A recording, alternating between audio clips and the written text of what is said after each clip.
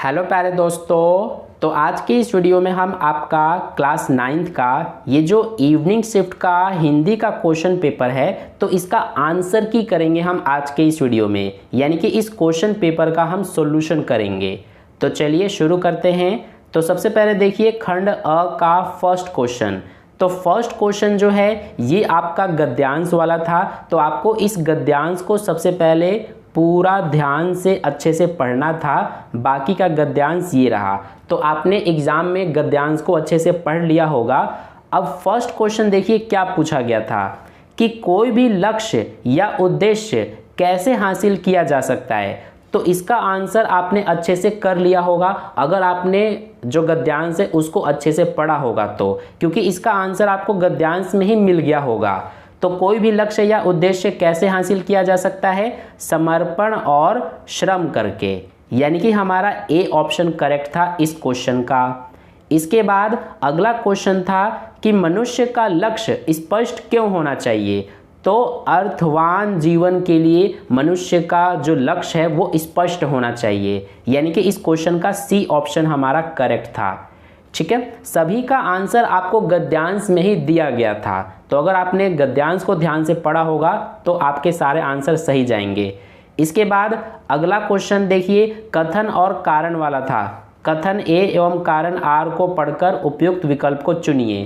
तो कथन देखिए क्या है, जीवन सबसे बड़ा उपहार है। तो कथन हमारा सही है। और कारण क्या है, यहाँ पर ये कारण आना था, कथन लिखा गया है लेकिन ये कारण है। तो कारण है कि उस जीवन को चलायमान बनाए रखना मनुष्य की अपनी जिम्मेदारी है। तो ये कारण जो है ये भी सही है हमारा। और ये जो कारण है ये इस कथन की सही व्याख्या भी है। तो इसीलिए इस क्वेश्चन का हमारा ये सी वाला ऑप्शन करेक्ट था। देखिए सी में बोला गया है कथन ए सही है और कारण आर कथन ए की सही व्याख्या है। तो इसीलिए हमारा इस क्वेश्चन का जो ये सी वाला ऑप्शन है ये करेक्ट था। इसके बाद अगला क्वेश्चन देखिए, इसमें हमसे बोला गया था कि किन तीनों का संतुलन जिंदगी को नया अर्थ प्रदान करता है। तो लक्ष्य, समर्पण और श्रम, इन तीनों का जो संतुलन है वो जिंदगी को नया अर्थ प्रदान करता है। यानी कि इस क्वेश्चन का ए ऑप्शन करेक्ट था। और अगला क्वेश्चन है कि जीवन को अर्थवान बनाए रखना किसका कर्तव्य है। तो मनुष्य का कर्तव्य है। यानी कि सी ऑप्शन करेक्ट था। इसके बाद नेक्स्ट क्वेश्चन देखिए क्वेश्चन नंबर 2। तो क्वेश्चन नंबर 2 आपका काव्यांश वाला क्वेश्चन था। तो सबसे पहले आपको ये जो काव्यांश है इसको ध्यान से आपको पढ़ना था पूरा।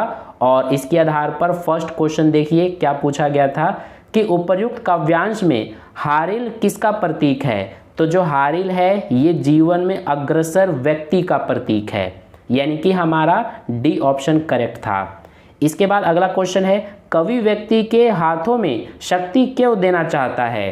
तो पहला है हमारा जिससे सृजन की चाह न छूटे और दूसरा है जीवन की गति न रुक जाए। तो हमारा ये दोनों ही सही है। तो ऐसा ये सी वाले ऑप्शन में दिया है, 1 और 2 दोनों सही हैं। तो इसीलिए हमारा इस क्वेश्चन का ये सी वाला ऑप्शन करेक्ट था।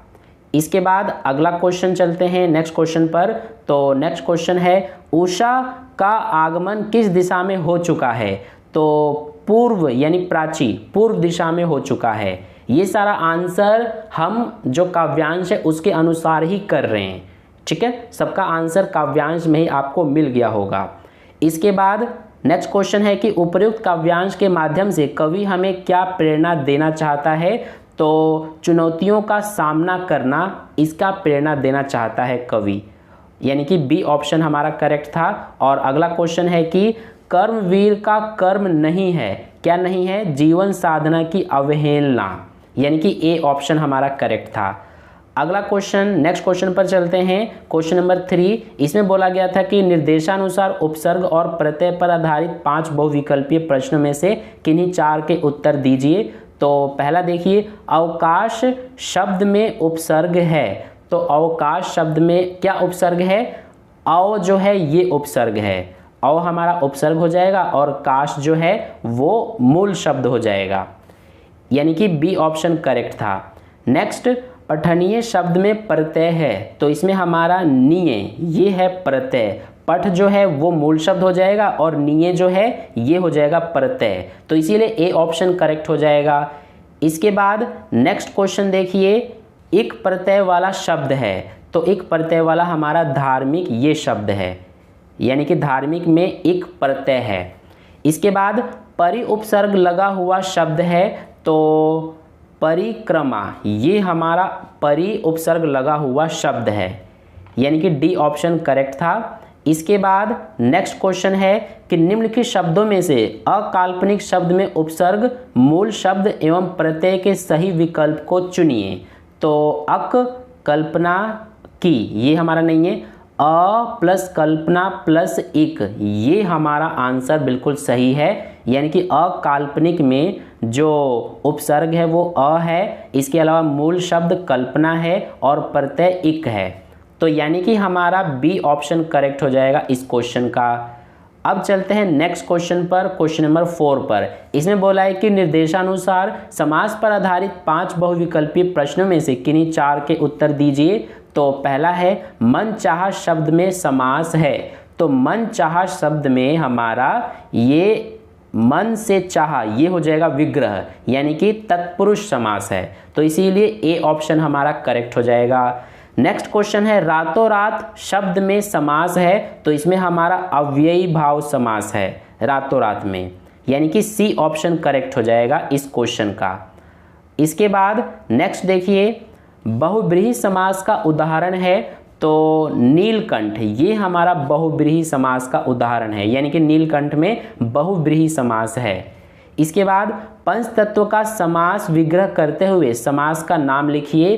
तो 5 और तत्व ये सही नहीं है, 5 तत्वों का समूह यानी कि द्विगु ये हमारा बिल्कुल सही है, यानी कि पंच तत्व का जब हम विग्रह करेंगे तो इसका विग्रह होगा 5 तत्वों का समूह, और इसमें कौन सा समास है, द्विगु समास, तो इसीलिए बी ऑप्शन करेक्ट था।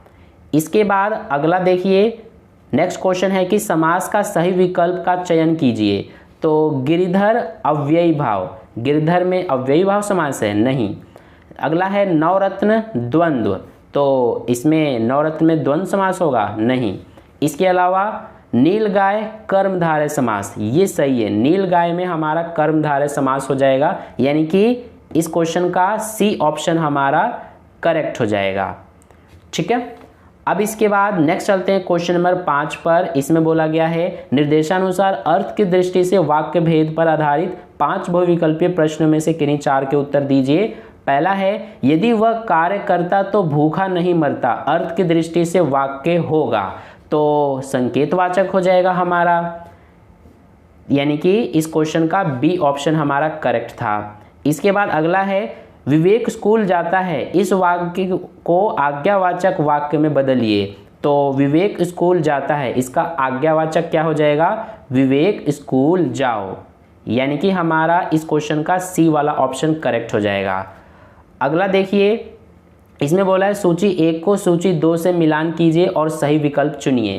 पहला है मोहन बाजार गया, तो मोहन बाजार गया ये कौन सा वाक्य हो जाएगा, ये हमारा हो जाएगा विधानवाचक, यानी कि तीसरे से मिला देंगे। इसके बाद दूसरा है मोहन बाजार जाओ, तो ये हमारा है आज्ञावाचक है, यानी कि पहले से मिला देंगे। और अगला है तुम घर मत जाओ, ये हमारा निषेधवाचक है, ठीक है, यानी कि तीसरे का इस सेकंड से मिला देंगे। तो पहले का हमने तीसरे से मिलाया, दूसरे का हमने पहले से मिलाया और तीसरे का दूसरे से, ये रहा सी वाले ऑप्शन में, यानी कि इस क्वेश्चन का हमारा सी वाला ऑप्शन करेक्ट था। इसके बाद नेक्स्ट चलते हैं इसके अगले क्वेश्चन पर। अगला है हमारा अर्थ की दृष्टि से विस्मयवाचक वाक्य होगा। तो पहला है शायद राम घर पर है, ये नहीं होगा। वाह क्या सुंदर दृश्य है, ये हमारा विस्मयवाचक वाक्य है, यानी कि बी ऑप्शन करेक्ट हो जाएगा इसका। नेक्स्ट है ईश्वर करे आप परीक्षा में सफल हो जाओ, अर्थ की दृष्टि से वाक्य भेद होगा, तो इसमें हमारा इच्छावाचक वाक्य है, ठीक है, तो इसीलिए सी ऑप्शन करेक्ट हो जाएगा इसका। अगला क्वेश्चन देखिए, क्वेश्चन नंबर 6। इसमें बोला है कि निर्देशानुसार अलंकार पर आधारित 5 बहुविकल्पीय प्रश्नों में से किन्हीं 4 के उत्तर दीजिए। पहला है पीपर पात सरिस मन डोला में अलंकार है, तो इसमें कौन सा अलंकार है? उपमा अलंकार है, क्योंकि यहाँ पर देखिए सरिस आ गया तो इससे हमें पहचान में आ जाता है कि ये हमारा उपमा अलंकार होता है। तो इसीलिए ए ऑप्शन करेक्ट हो जाएगा। अगला है अनुप्रास अलंकार का उदाहरण है। तो देखिए पहला है जोग ठगौरी ब्रज न विकह, ये हमारा नहीं है। बहुरी बदन विधु अंचल ढाकी, ये भी नहीं है। मुद्रित महीपति मंदिर आए, ये हमारा हो जाएगा, क्योंकि इसमें देखिए म बार बार आ रहा है, यानी कि एक वर्ण की आवृत्ति बार बार हो रहा है, तो इसीलिए इसमें हमारा क्या हो जाएगा? ये अनुप्रास अलंकार, यानी सी ऑप्शन करेक्ट हो जाएगा।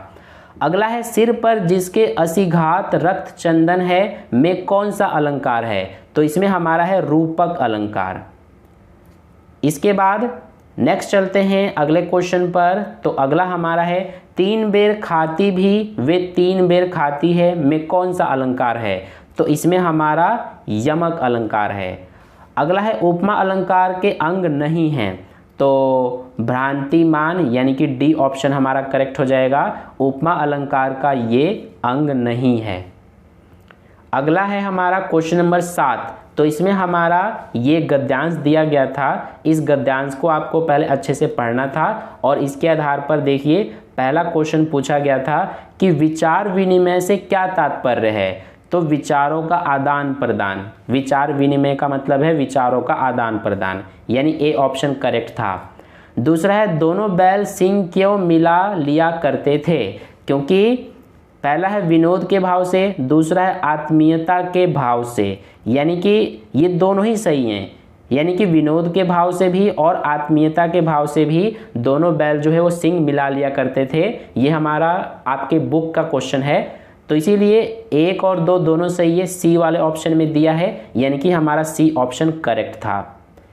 इसके बाद अगला, दोनों बैल खेत में कार्य करते हुए ज़्यादा से ज़्यादा बोझ अपनी गर्दन पर क्यों रखना चाहते थे? एक दूसरे का सहयोग करने के लिए, यानी बी ऑप्शन करेक्ट था।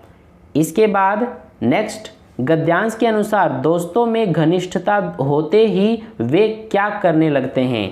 तो धौल धप्पा करने लगते हैं, यानी डी ऑप्शन करेक्ट था। अगला, इसमें पूछा गया था कि दोनों दोस्त किस प्रकार अपना प्रेम प्रकट करते थे? तो एक दूसरे को चाट कर या सूंघ कर दोनों बैल एक दूसरे के साथ अपना प्रेम प्रकट करते थे। अगला क्वेश्चन हमारा है क्षितिज के गद्य पाठों के आधार पर निम्नलिखित 2 बहुविकल्पी प्रश्नों के सर्वाधिक उपयुक्त विकल्प चुनकर लिखिए। पहला है डाकुओं के लिए कौन सी जगह सबसे अच्छी थी? तो तिब्बत के डांडे, ये सबसे अच्छी जगह थी डाकुओं के लिए।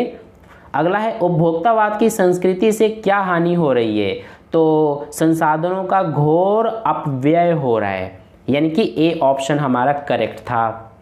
अब इसके बाद नेक्स्ट चलते हैं क्वेश्चन नंबर 9 पर। इसमें हमें ये पद्यांश दिया गया है आपकी बुक का, और इसके आधार पर पहला क्वेश्चन पूछा गया था मनुष्य रूप में कवि कहाँ जन्म लेना चाहता है?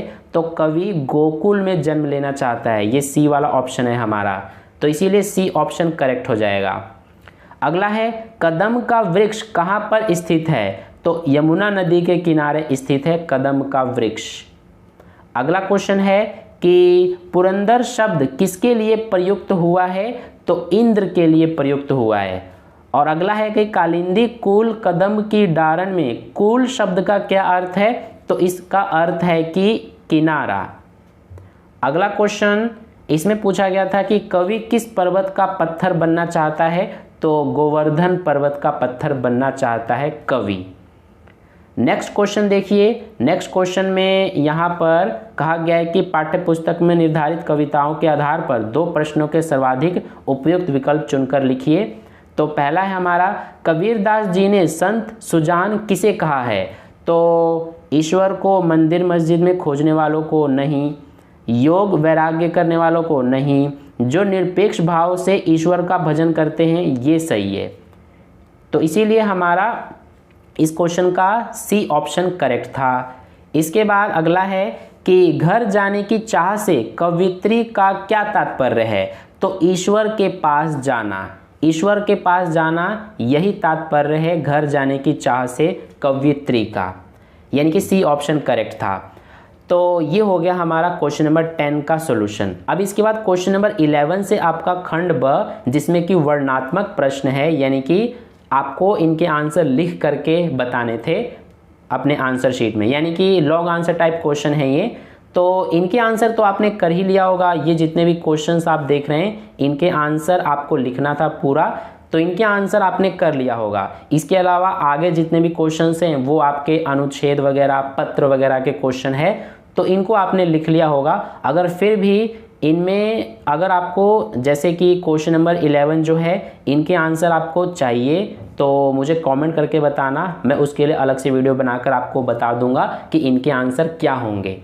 तो आई होप आपको इतना समझ में आ गया अच्छे से, और आपने अच्छे से देख लिया होगा कि आपके कितने आंसर सही हैं और आपके कितने गलत हैं। इसके अलावा इस वीडियो को अपने दोस्तों के साथ शेयर कर देना ताकि उन्हें भी पता चले कि उनके एग्ज़ाम में कितने सही जाएंगे और कितने गलत जाएंगे। ठीक है, तो मिलते हैं नेक्स्ट वीडियो में। अगर आपने चैनल को सब्सक्राइब नहीं किया तो सब्सक्राइब करके बेल आइकन को प्रेस कर लेना ताकि अगली वीडियो जैसे ही अपलोड की जाए तो सबसे पहले उसका नोटिफिकेशन आपको मिल जाए। तो मिलते हैं नेक्स्ट वीडियो में, तब तक के लिए बाय बाय।